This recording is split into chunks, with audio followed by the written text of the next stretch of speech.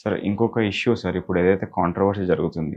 'ఇడుపు కాగితం' అన్న మూవీ ఒకటి రీసెంట్‌గా లాంచ్ అయితుంది సార్. సో 'ఇడుపు కాగితం' అన్న టైటిల్ పైన చాలా వరకు కాంట్రవర్సీ వస్తుంది. అది తెలంగాణ వర్డ్ లాగా తీసుకొచ్చి పెడుతున్నారు. అది అన్ని మన తెలుగు లాంగ్వేజ్‌లోనే చాలా డిస్టర్బింగ్ ఉంది కొన్ని ఏరియాస్ వాళ్ళకి. సో ఇప్పుడు ఆంధ్ర అనుకోవచ్చు, రాయలసీమ అనుకోవచ్చు.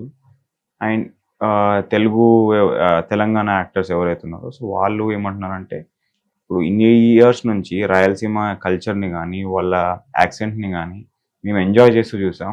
Why not Telangana? ఇప్పుడు ఈసారి ఎందుకు ప్రతిసారి తెలంగాణ మూవీ ఏదొచ్చినా కానీ ఈ క్వశ్చన్ మార్క్ వస్తుంది ప్రతిసారి అని.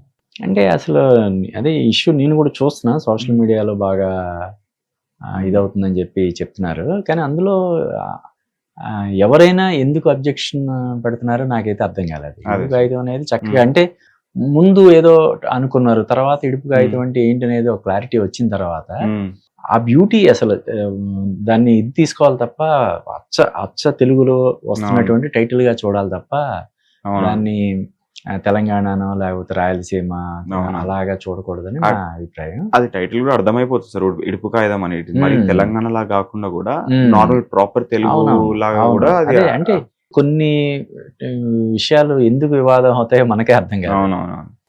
అలాగా అటువంటి అర్థం కాని విషయాల్లో ఇది కూడా ఒకటని నేను అనుకుంటున్నా.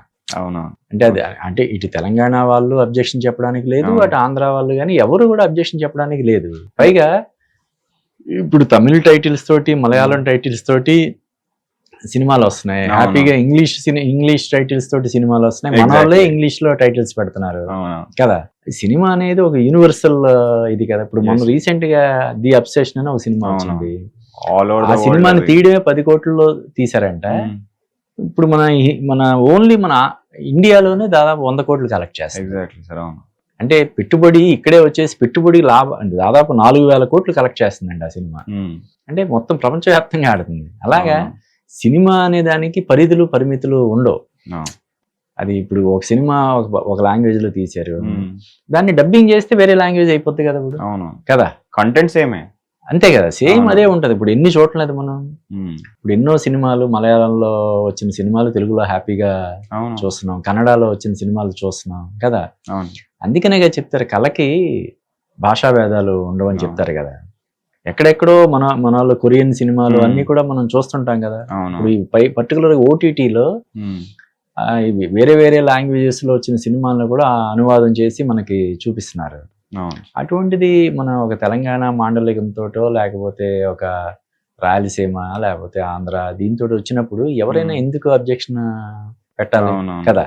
Exactly sir. అండ్ ఇంకొకటి సార్, ఇప్పుడు మోస్ట్ ఆఫ్ ద పీపుల్ ఇప్పుడు ఇండస్ట్రీలో కూడా కంపారిటివ్లీ ఒక 30% తెలంగాణ యాక్టర్స్, 30% కూడా మనం చెప్పలేము, రేర్ యాక్టర్స్ టెక్నీషియన్స్ కూడా చాలా వరకు తెలంగాణ నుంచి చాలా తక్కువ నంబర్ ఉంది కదా సార్.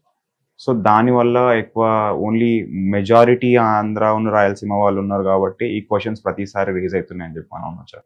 అలాగా ఏం కాదు, అంటే ఒక సినిమాకి ఓవరాల్ గా వర్క్ చేసే వాళ్ళు ఇక్కడ వాళ్ళు ఉంటారు, అందరూ ఉంటారు. అవునవును. పర్టికులర్ గా అంటే ఇది ఒక స్కిల్డ్ జాబ్ కదా. ఎగ్జాక్ట్లీ. ఇప్పుడు మన కెమెరామెన్లు ఉంటారు, ఉదాహరణకి వేరే వేరే భాషల నుంచి కూడా వచ్చి ఇక్కడ కెమెరా వర్క్ చేస్తారు. మ్యూజిక్ డైరెక్టర్స్ ఉన్నారు, జీవి ప్రకాష్ ఉన్నాడు, అనిరుద్ధ్ ఉన్నాడు, చాలా తెలుగు సినిమాలకి చేస్తున్నారు కదా. ఇప్పుడు ఏఆర్ రెహమాన్ మన పెద్దికి చేసాడు, ఇప్పుడు జీవి ప్రకాష్ మన తెలుగులో చాలా సినిమాలు చేస్తున్నాడు కదా. అలాగే మన వాళ్ళు బయట భాషలకు వెళ్ళి చేస్తున్నారు. ఇప్పుడు జగత్ బాబు ఇటువంటి వాళ్ళు హిందీ సినిమాలు చేస్తున్నారు కదా. అలా చూడాల్సిన అవసరం లేదని నా అభిప్రాయం. ఇండస్ట్రీ అలిగేషన్స్ క్రియేట్ అవుతున్నాయేమో అని క్వశ్చన్ మార్క్స్. అలాగేం లేదు అంటే టాలెంట్ ని బట్టే తప్ప ప్రాంతాన్ని బట్టి అవకాశాలు రావడం అనేది ఏం ఉండదు. ఎవరి దగ్గర అయితే టాలెంట్ ఉంటుందో వాళ్ళని ఇండస్ట్రీ ఎంకరేజ్ చేస్తారు. ఇప్పుడు బలగం సినిమాతోటి వేణు ప్రూవ్ చేసుకున్నాడు 100%. మన ఆంధ్రలో కూడా చాలా వరకు ఎంజాయ్ చేసినాడు. ఇప్పుడు అతనికి ఆల్రెడీ ఇంకో సినిమా చేస్తున్నాడు కదా. అందులో దేవిశ్రీ ప్రసాద్ హీరో, డైరెక్టర్ తెలంగాణ అనుకుంటే Devi Sri Prasad all Indian music కదా. కాబట్టి దానికి పర్టికులర్ గా ఇతను తెలంగాణ, ఇతను మలయాళం, ఇతను అలాగేం లేదు. పైగా ఇప్పుడు అంతా పాన్ ఇండియా కల్చర్ వచ్చిన తర్వాత ఎవరైనా సరే టాలెంటే ఇక్కడ మెయిన్.